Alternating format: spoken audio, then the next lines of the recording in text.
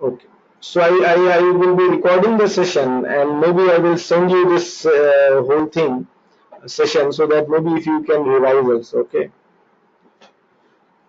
So that's what I was saying. Like this artificial intelligence, machine learning, and deep learning, these all are like one thing only. But yeah, deep learning is something which is totally based on neural networks.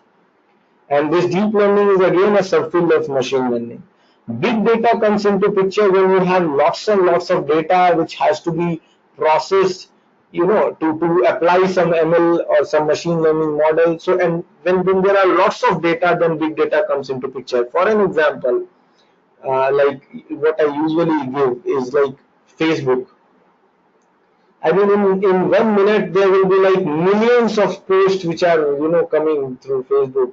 Even if you see just a particular region, say India, in India, I mean, in each second, so many posts will be posted. So if you want to process, such a huge amount of data, you cannot do it through a single machine. You will need lots of parallel computing, lots of parallel processors, and there comes the picture. I mean, there comes this big data, and big data is nothing but running and processing things on multiple cores, multiple machines all together. That is the parallelization part. But yeah, so it has an overlap with machine learning also. Similarly, the data science and data mining. Data science is like data visualization kind of thing. What is your data? Understanding your data. What is the meaning of data? Data statistics basically. People usually confuse between data statistics or data science and machine learning. They think that both are same, but actually it is not like that.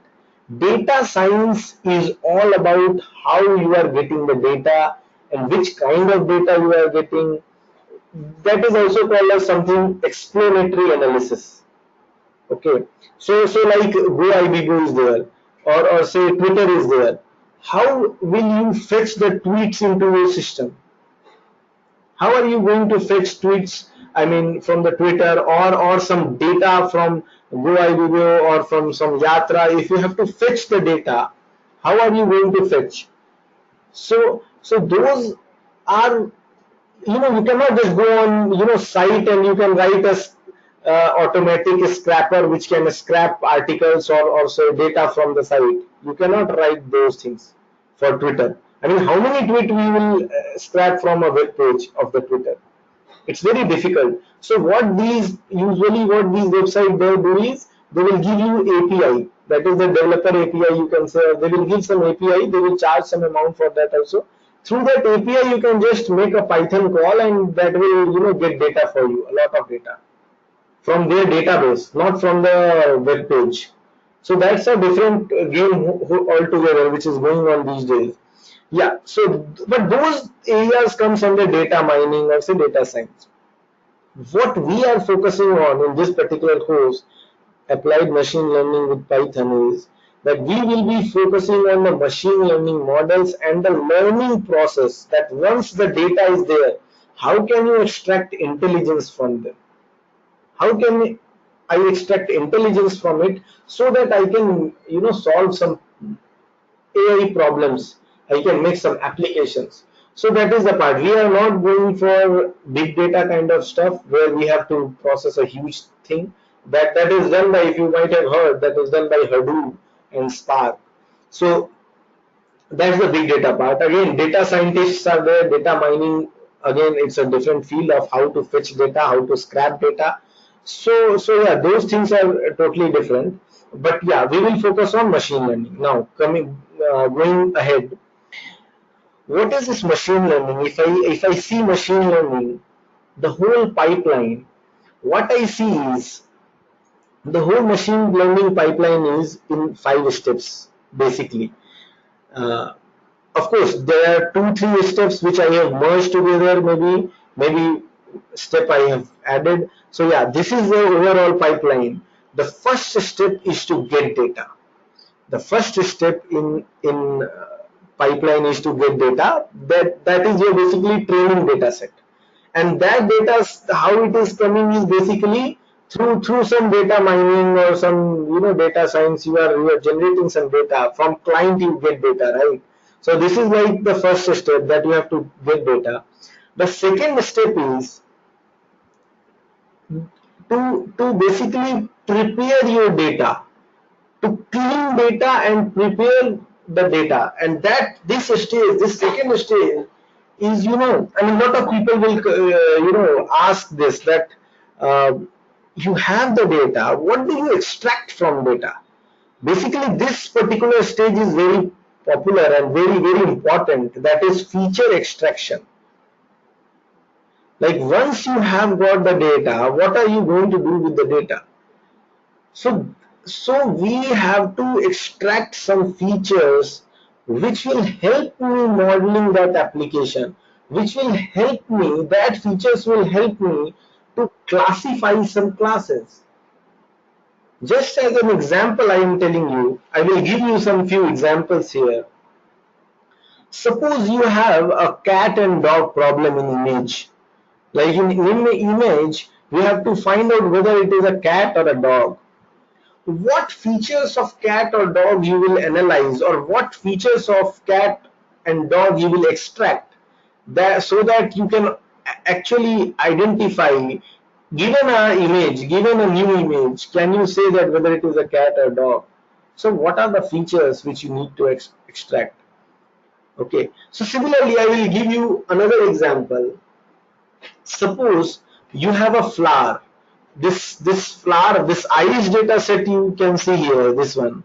Irish data set is one of the popular data set in which is open in ML, and a lot of people will quote something on this.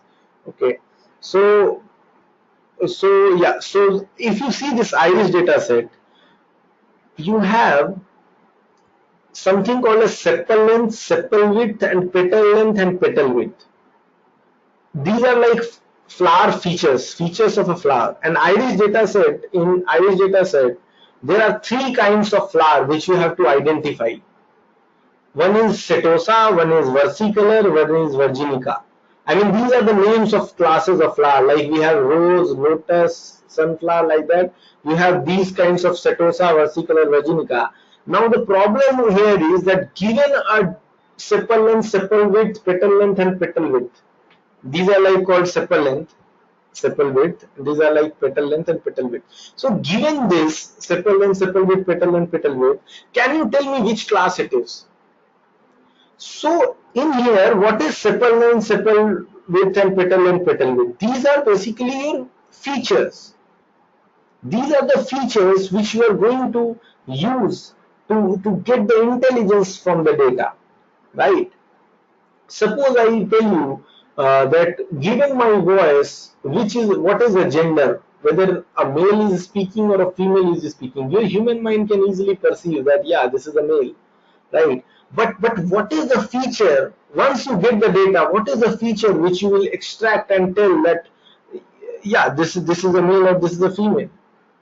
So one such feature, what I can tell you, is like fundamental frequency. So the fundamental of frequency of the female is on a higher note. So basically it lies between, say, 170 hertz to 270 hertz or 260 hertz. For male it is less. It lies between 60 to 150 maybe. So that's what I am telling. Some features you have to come out with which are discriminative features, which can actually discriminate between the classes.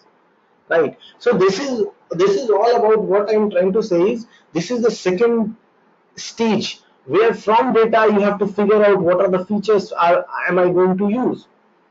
Just another example, I'm giving you lots of examples so that you can understand the importance of this particular stage. Like you have a text. Okay. Suppose you have a text that this phone of Samsung, the new phone of Samsung is very good. Suppose this is a simple statement. Now our human mind can just read this and perceive that, yeah, this sentence is of positive sentiment. Positive, I mean, the writer is writing something positive, that, yeah, the battery of this new Samsung phone, maybe something, or say the battery of Micromax Canvas something is good. So this is positive. And same way, you can also say that the service of Flipkart is too pathetic. Maybe just a statement I am making. So if you see this statement, you can easily read and say that this is written in negative sentiment, that the service of Flipkart is pathetic, right? So our mind can easily perceive that, okay, this is positive sentiment, this is negative sentiment. Can we develop a software where through ML which can tell you whether the text written is positively written or negatively written, positive sentiment? This is a very famous area in text analytics, which is called as sentiment analysis. So if you hear it somewhere, or if you are into discussion, you should know that when sentiment analysis we talk about, we are talking about the same thing, like whether the text is positive or negative. So the whole point is, what is the word there which is actually helping you to understand that this is positive? What was the word in the first sentence? It was good, right?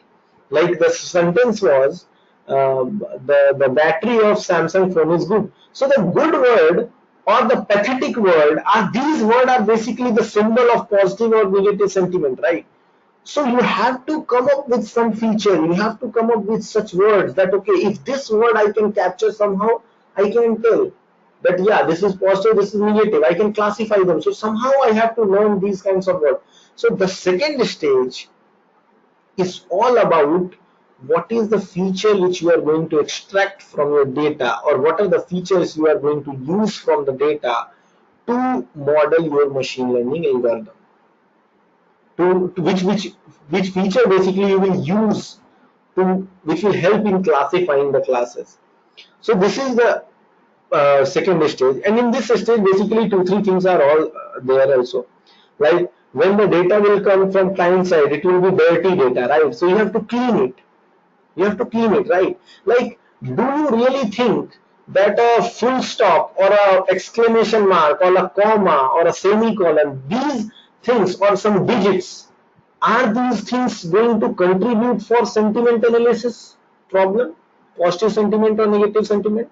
The punctuation marks, the is, am, are, the, an, these kinds of words are not going to contribute in your sentiment analysis problem at all. So initially, once you get the data, you have to clean it. You have to remove these punctuation marks, is, am, are, the, I, me, you, where. These kinds of words you have to remove. So that's what we call as cleaning. That's what we call as pre-processing. Basically, this is a pre-processing come feature extraction stage. Suppose you have a speech. In a speech, you have to remove the silences. You have to remove the noise, and then only you can actually go ahead and extract features and model some application like gender identification. So in every kind of data there is some kind of cleaning which is required, and then you will extract some features. Now once this feature is extracted, now let me tell you what happens actually. Yeah, so let's say you have this is a matrix which I am going to say to, okay, so we will just see this example of iris dataset. Okay. Now in here there are rows. In here there are rows which are basically the records, which are basically the nothing but they are records. Okay, like data points, you can say. You can say data points. Okay, or you can say records.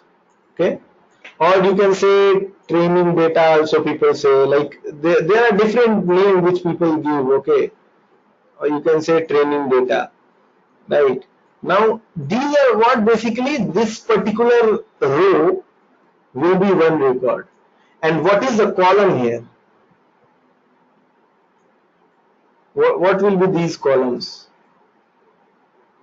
These columns will be nothing but, this will be say sepal length, this will be sepal width, this will be petal length, and this will be petal width. Okay, so if you see this whole matrix, here are the sample data, here are the some records of flowers.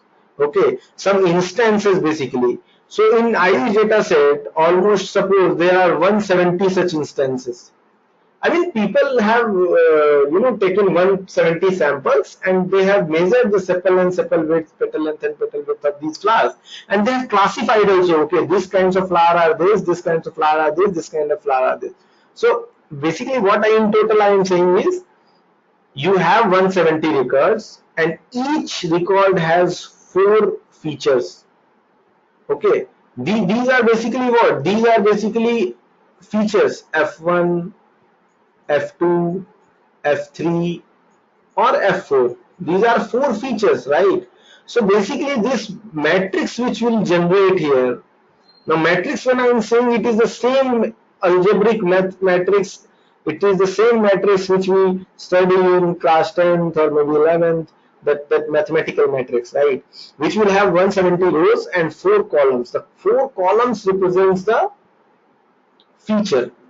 The 4 column represents the features, and the rows basically represents the sample point, number of data, basically number of data points.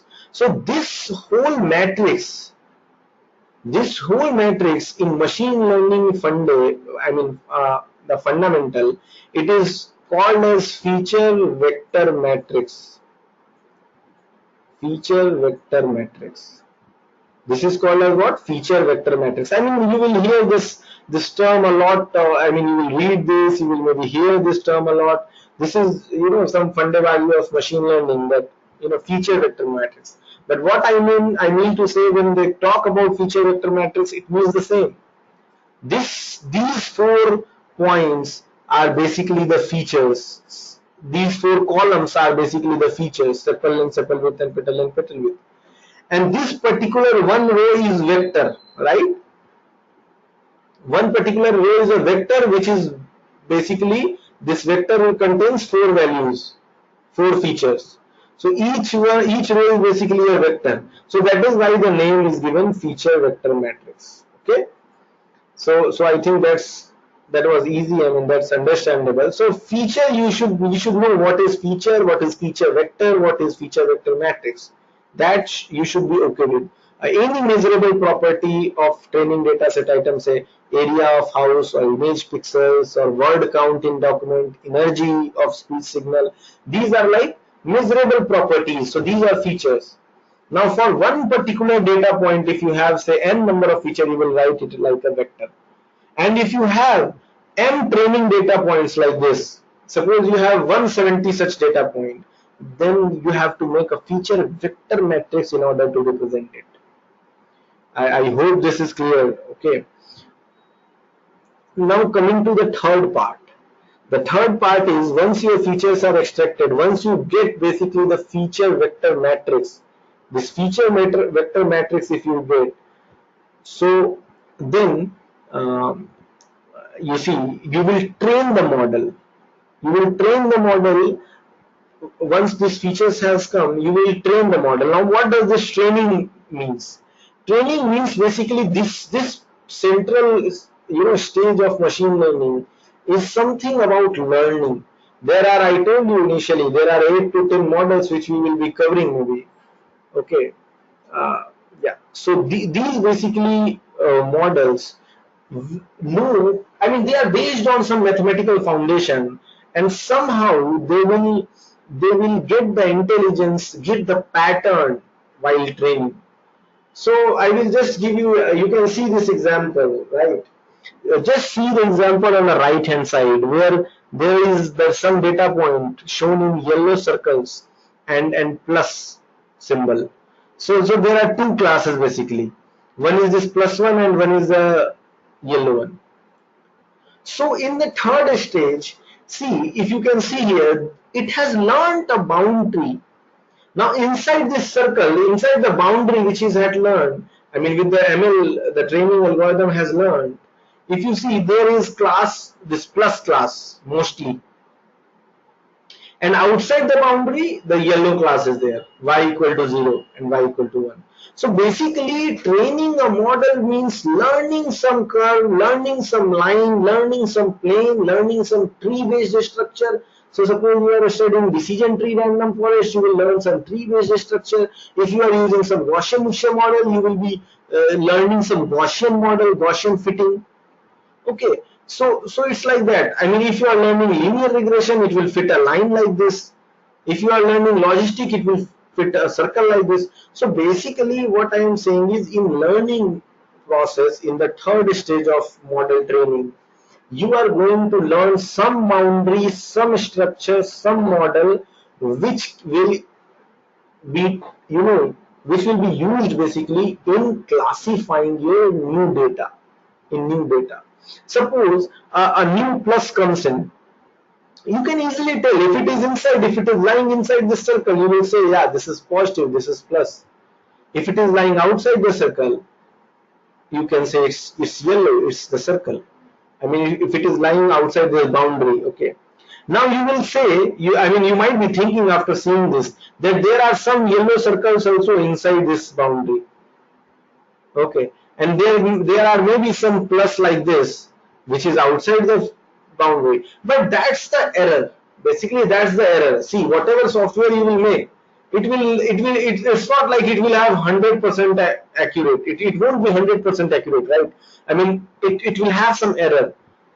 So you will take a data set, you will make a test set, and on that test set, basically you will test your model and see how much accuracy it gives. So you will code it like that, like, okay, I got 80% accuracy, okay, I got 90% accuracy.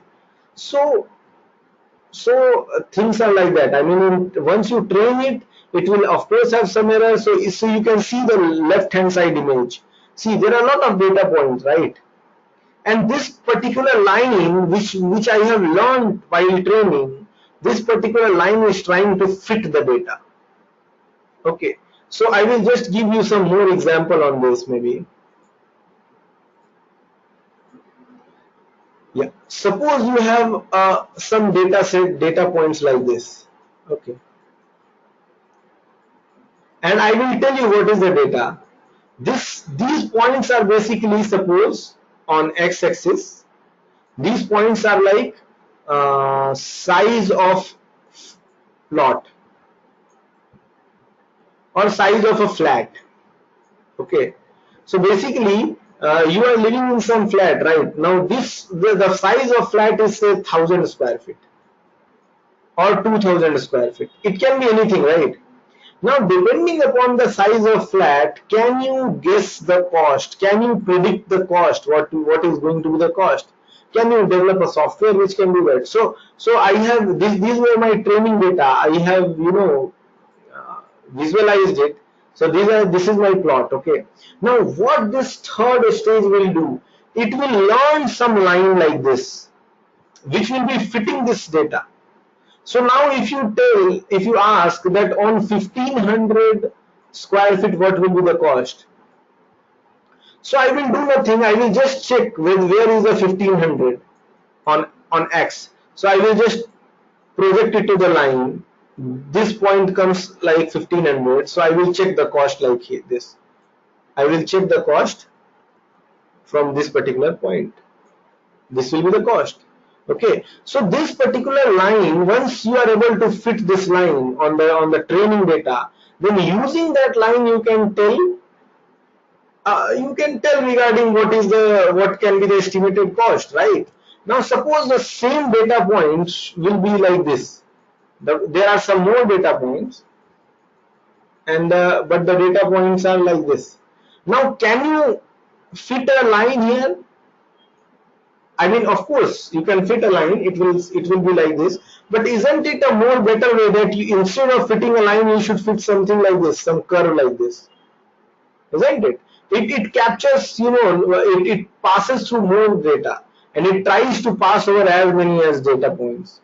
So this will be a more good fit rather than fitting something like line, because here your error will be high. I mean, the training data is far from the line which you are trying to train. I mean, if you fit a line like this, maybe okay, maybe something like this, and if you are fitting some curve like this curve will be more better, right? So basically the point is, what should you learn? What should be learned actually? So that part is decided in training the model. Okay, so we have started from getting the data. I have cleaned the data, I have extracted some features. Now depending upon those features, I am trying to fit some line, some boundary, some tree-based structure, some Gaussian, some plane. There are different model which learns different thing. So from data I have extracted those features. Now based on those features, basically I am dividing the classes. Now in the fourth stage, you will test your model. Basically you will come up with say 100 or say 1000 testing point, and you will test it through on the model that whether or not it is basically classifying the classes correctly. Suppose you have made a class that cat and dog problem model. Suppose you have modeled the cat and dog. What will you do? How will you check that whether your model is correct or not? You come up with 100 more images, maybe 50 of cat and 50 of dog, and you test it on the model. Those images should be new. Those images should not be included in a stage 3 training, right? Because I have to test it on new data. So that's the testing part where you will evaluate your model. You will tell what is the accuracy. Okay, what is the accuracy of your model? That is the testing part.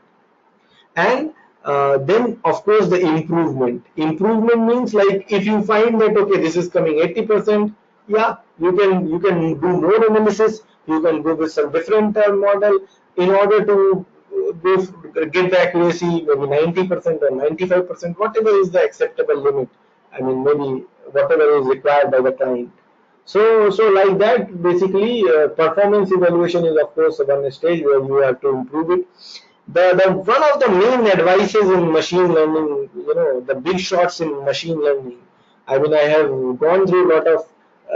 I mean, I used to watch these big shots in ML, and what they will suggest is this whole pipeline. You should not invest much time in you know modeling your first application. So suppose you are targeting some application, don't invest much time in only getting data, or maybe just you are putting 1 month for cleaning it, and then you are thinking about training. And what they suggest is build your pipeline very quickly and then go for improvement. I mean, this is something like software engineering, what we study maybe in college or something. Like we study this software engineering design, in which there is some incremental model where you will go for design and the test and implementation and something, and then you will quickly revise it. So the same thing for ML is also very true.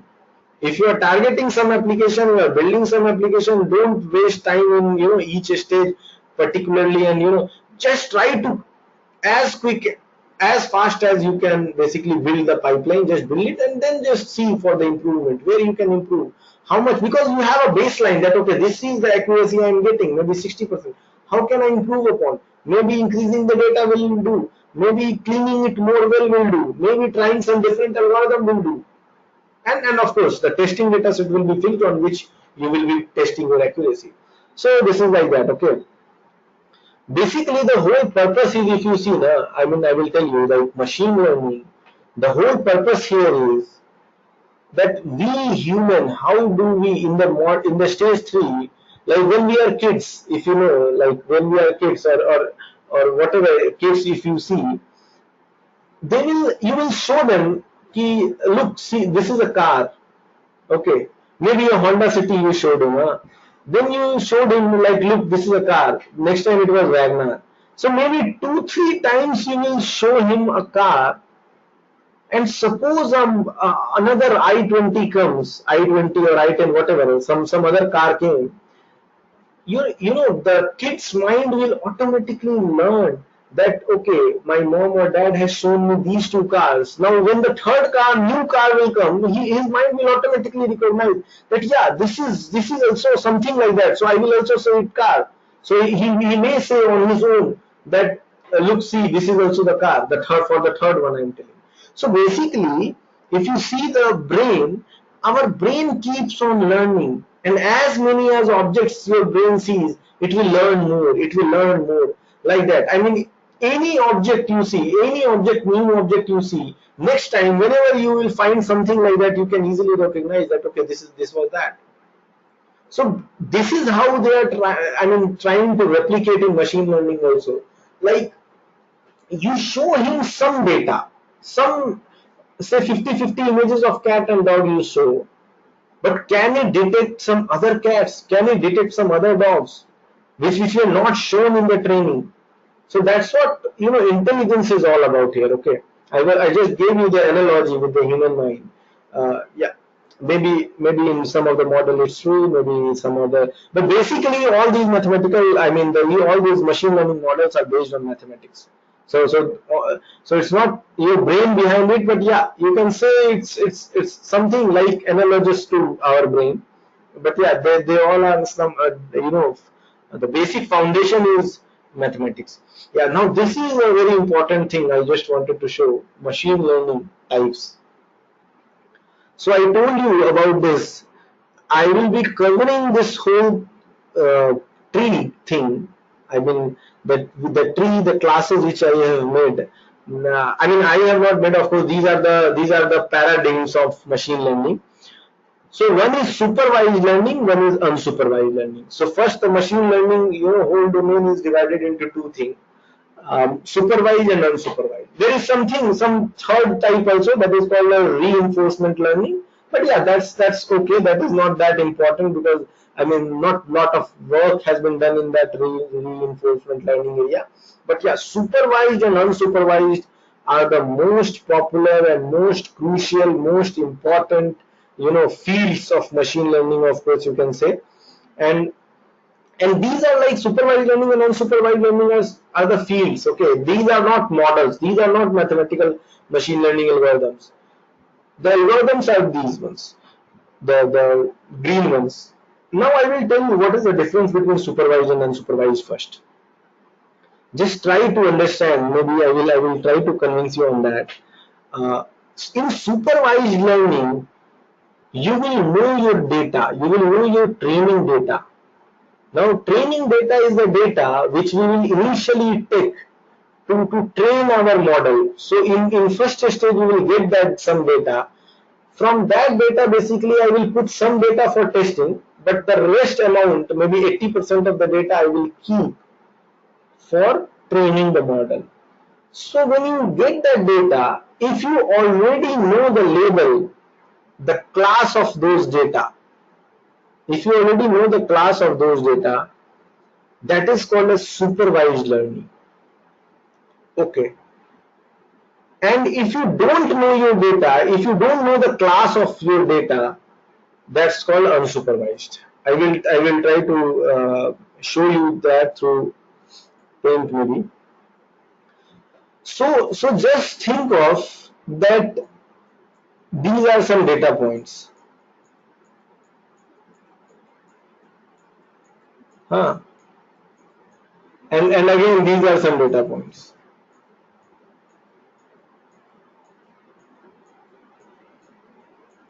Now, if I learn say line or a plane which can divide these two classes, the circle class and suppose the cross class, or the plus class, whatever you can say. So suppose I have learned this line which can divide this class. If the new data comes, suppose the new data comes here, I can tell, okay, this is the cross. If suppose our data comes here, 0, I will say this is the circle. So which kind of learning this is? This is which kind of learning? This is basically what you call as supervised learning. This is called as supervised learning. Why it is called as supervised learning, I will tell you. This is called, I'm sure you might have got by now. This is called a supervised learning because here you know your data that these are the circles, these are one class and these are another class. You know that in prior your training data, what is what. The first 20 data points are of circle class, the another 20 data points are of cross class. This you know already, right? Now I will maybe give you another example of unsupervised learning. Okay. Now, let's say the data points are like this.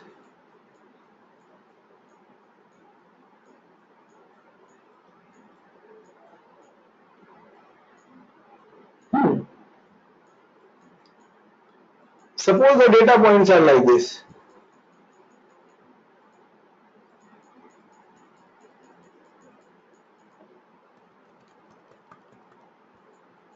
Now, can you here tell me, I don't know what is what, I don't know which one is circle and which one is cross, because I just know that there is some data.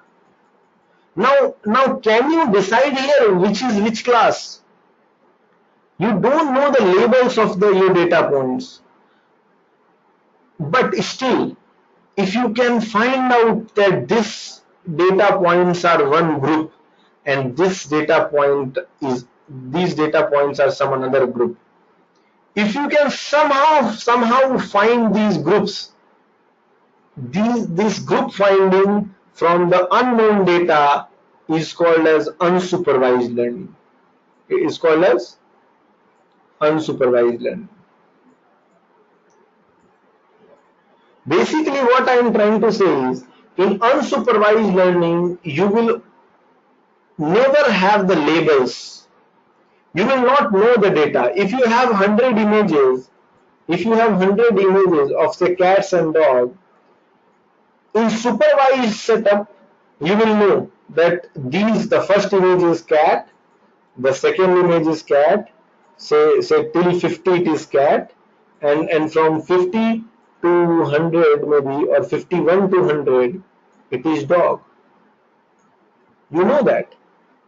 But in an unsupervised setup, if you have 100 images, you will only have images. You will not have the knowledge that which one of these 100 are cat or which one of these 100 are dog. You don't know. So mostly in unsupervised learning, the problem statement is to find out the clusters. Okay, in unsupervised learning, mostly the problem is to find out the clusters, to find out the groups. In a supervised setup, in a supervised learning example, the problem is to classify the classes, because as you know the classes, you want to classify them. You want that whenever a new data will come, I can classify them. Okay, so that's the example of supervised learning. When you know the classes and you are making a classifier, your problem statement is to make a classifier which can classify the new data in some class. In an unsupervised mode, in an unsupervised learning, you will have lots of data, but you don't know the classes. You only have what can you do? I mean, if you don't know the data, what can you do? What best can you do? The thing which you can do is basically to find the groups. So to find the cluster, we call this in machine learning as cluster or group. So there are clustering techniques in unsupervised learning. Like coming back to the slide, I will tell you. See, in unsupervised learning, there are two things. One is clustering. Okay, so we will be seeing this algorithm, k-means for that. Okay, this is a very popular grouping or say clustering algorithm, k-means. Okay, and again in unsupervised learning, we will also be seeing something called as dimensionality reduction. Okay, now on dimensionality reduction, I will tell you a very fine example. Suppose you have this iris data set. Suppose this iris data set. How many features were there in iris data set? For each point, for each row here, you had sepal length, sepal width, petal length, and petal width. Basically, you had 4 features. Now, can we visualize this data? Can we visualize these data points? No, we cannot visualize, because on a system in a 2D plane, maximum what you can visualize is 2D data, right? If it has only 2 dimension like this, if it has only 2 dimension, you can make it F1 on the x-axis and maybe F2 on y-axis, right? So you can make 2D data on x and y-axis, okay? But if you have 4D data, and now this 4D is nothing. I'm telling you, I mean when you actually work on this machine learning applications, you will be getting, maybe you will be extracting some 2000 features in one row. I mean, in one particular vector, one particular sample, data sample will have 2000 columns, 2000 values, features basically. So how can you visualize those dimensions? So maximum 2D or 3D you can visualize, right? 3D also is somehow people used to. I mean, you can draw a cube and you can visualize that thing. But from 4D, 5D, 1000D, 100D, how will you visualize? There is no point in visualizing them. You cannot. I mean, you cannot visualize that huge dimension. So then this again an unsupervised technique, which is called as dimensionality reduction technique. Now this dimensionality reduction technique will do what? It will reduce the dimensionality from 4 to 2, or say from 1000 to 3, from 100 to 3. It will reduce the number of columns. It will reduce the number of columns in your data set to 2 or 3, and then you can visualize them. So dimensionality reduction techniques are very well used for visualization, visualizing your data.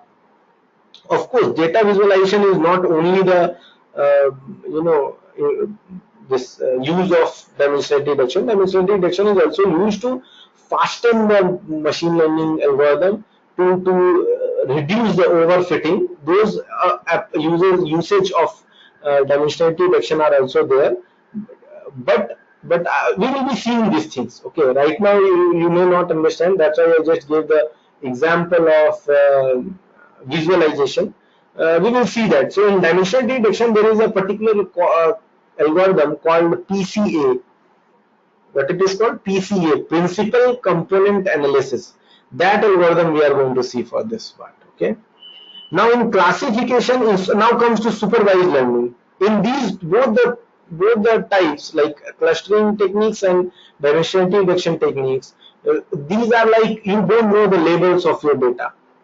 Okay. Now in supervised setup, if you see, you already know the labels of your data. So here again there are two kinds of thing.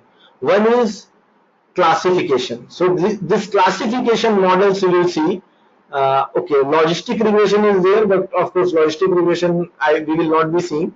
We will be seeing linear regression only. We will be seeing SVM, KNN, decision tree. Then another model is there, random forest.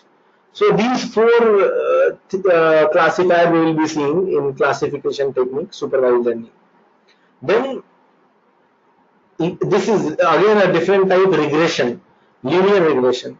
So maybe I will maybe in few minutes I will talk about what is linear. I mean, what is the difference between regression and classification. But before that, I will just complete this slide by telling you that okay, in regression we will be seeing linear regression with single variable and linear regression with multiple variables. So we will be seeing that in regression.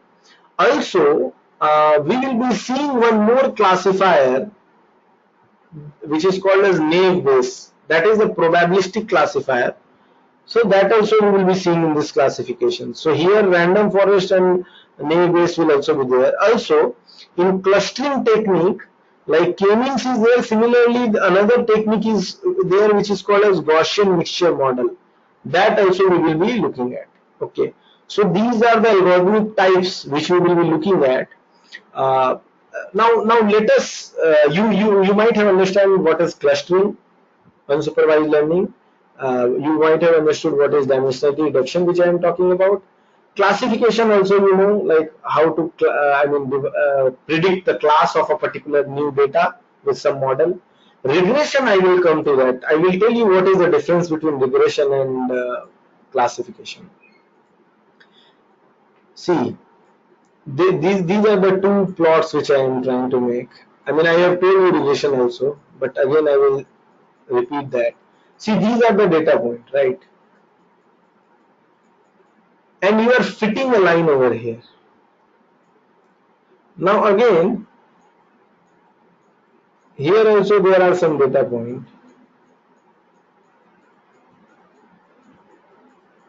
And you are fitting a line over here. Now you know, first thing which will come into your mind, that both are same. Maybe, I mean, just I'm saying, maybe you can think that what is the difference between these two? Both are same only, no? Like you are fitting the line. But that's the difference. Here, you are basically fitting a line which is separating the two classes.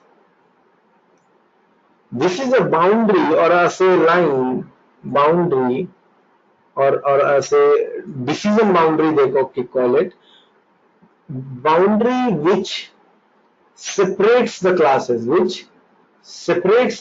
right? And here this particular line, if you see, this is like fitting the data, right?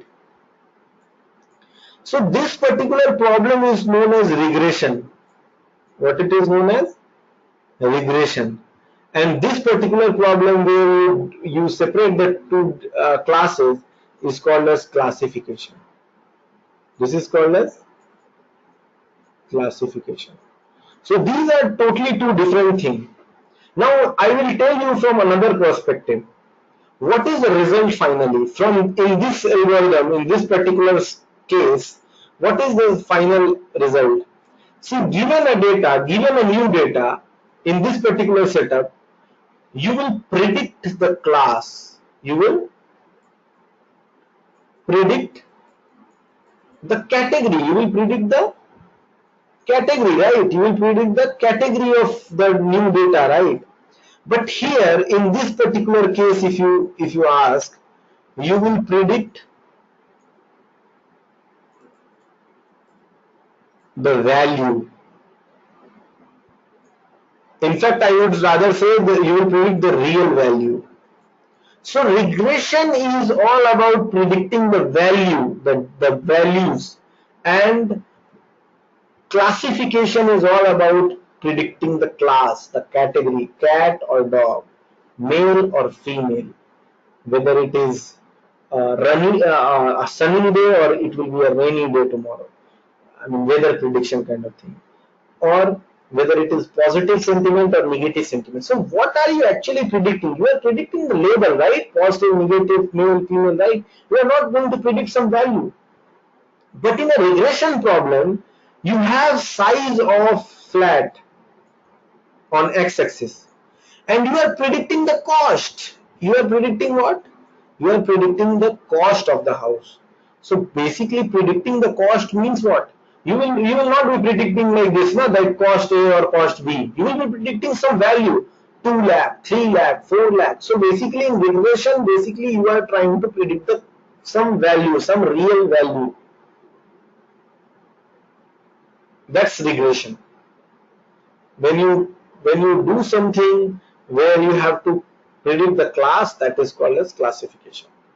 Now again I am telling you, in both these cases you know the labels. In both these cases, in this case also, you know that these circles are male or these crosses are female. You know the labels prior for the training data. Here also in line, how have you plotted this data? The training data, how have you plotted this data? Because you know the X, you know the size of flat, and you also know the cost. You also know the cost, right? For each of the point, let's suppose this point. So you know the X and you know the Y. You know the label, you know the cost. That is why you are able to, distribute this data and fit a line over there. So in both the cases, either you know the label or either you know the cost. So both these cases, whether it be the regression or the classification, it comes under supervised learning where you know the labels. Okay. So you can see this particular flow diagram of supervised learning, where you can see we give some text, some documents, some images, we will give, and then the features will be extracted, the second stage. Then the third stage where we will apply some machine learning algorithm. And here the important part, you see, you know the labels of these data set. Okay, so you know the label of these, input data, and you will fetch it to machine learning algorithm and it will predict a model. So whenever a new document, new image or new sound will come, it will extract the same features, and through the model which is created, this model is also called as hypothesis. Okay, so through this model, like which machine learning algorithm has created, you will predict the label. You will predict whether it is cat or dog. So on new data, you will predict the class. And how are you able to predict the class of this new data? Because you have trained your system through some machine learning model, you have trained your software through the training data, through the historical data, that maybe cat will look like something like this or dog will look something like this through this predictive model. Okay, or you have made some decision boundary, you have made some plane, you have fitted some line, you have made some tree, you have made some Gaussian fit, something you have modeled through which on the new data you are trying to tell the label. This is supervised learning. Now if you see the unsupervised setup, here you don't know the label. Can you see the label here? No. There is no label here. Only the data, unknown data is fetched, features are extracted, and this machine learning algorithm will generate some model. Now what is this model? This model is nothing but what machine learning algorithm can do is, it can find the clusters inside it. It can find the groups. That okay, these data points are together, these 4 data points are together, so it can find the groups. And when you give a new data, you give the new text or new document or new image or new sound, it will extract the same features, and through the model it can tell in which group it lies. It cannot tell what is the class, but it can tell definitely that which group it lies. Suppose I will give you an example again. Maybe quickly I will run through this example. Suppose you have data like this. Here you cannot say that this is circle or this is square or this is some random data I am putting. Okay. Now your machine learning algorithm, suppose I am using k-means, it can find the groups, that this is one group, this is another group, and this might be the third group. Now suppose a new data came here, suppose a new data came say here, like in the presentation it was there, right? A new data came here, you will extract the feature, and in the model you can tell which group it lies to. So basically, if you see, this particular data will lie to this group, right? It will not lie to this group, nor it will lie in this group. Why? Because this group is the nearest one. This group is nearest to it. So you can always tell that which group it lies to. Although you cannot say whether it is cat or dog or human or what. You cannot say because you don't know the label. Yeah, but you can tell that which group it lies to. So this is about unsupervised learning. Now on application part, maybe I will come now. That's the basically I am concluding the session today by telling you the application which I have talked about in length within this session only, like default loan prediction. This is one of the applications which people have done a lot. I mean, just knowing the background of the customer, what is the salary, how much income tax he pays, whether he is married or not, whether he is male or female, whether he is a government employee or a private guy. I mean, all the background you take, and then can you predict whether the loan he is going to take 10 lakh, 20 lakh, will he be able to pay back, or he will not be able to, he will make it default. So that loan prediction kind of thing people have done a lot. I mean, these are just few, very few applications. I mean, there are huge applications of AI. I mean, ML basically, machine learning. These are just some few application. I mean, these application I have put because I have implemented these applications also. I have made softwares for these. I have made projects on these. So that's why I used to put this application that okay, you can also make projects on this or maybe applications on this. We will be seeing some of them in the course itself maybe. Then speech processing, just by listening the speech, we can tell what is the gender, who is the speaker, what is the language being spoken. So you can build some machine learning software also to do that. Again, in handwritten digit recognition, like if on a paper if I write some digit, can you make a software that it can catch that image and it can tell what is the digit there? I mean, what digit is there in the image? So that's like handwritten digit recognition problem. Similarly, in NLP area, that is NLP is nothing but text analytics. Okay, I mean whatever you do with text, that is called NLP. So in natural language processing, if you say there is sentiment analysis, whether the text written is in positive sentiment or in negative sentiment. Then similarly, you have email spam filtering, like whether the mail which you have received is a spam or a ham. I mean, it's a legitimate mail, it's a true mail, or it's a spam. So that kind of classification you can make applications, or you can write a program to do that, maybe in Python or something, right? So these are some of the applications. Uh, yeah, so that's the end of session today, Ravi.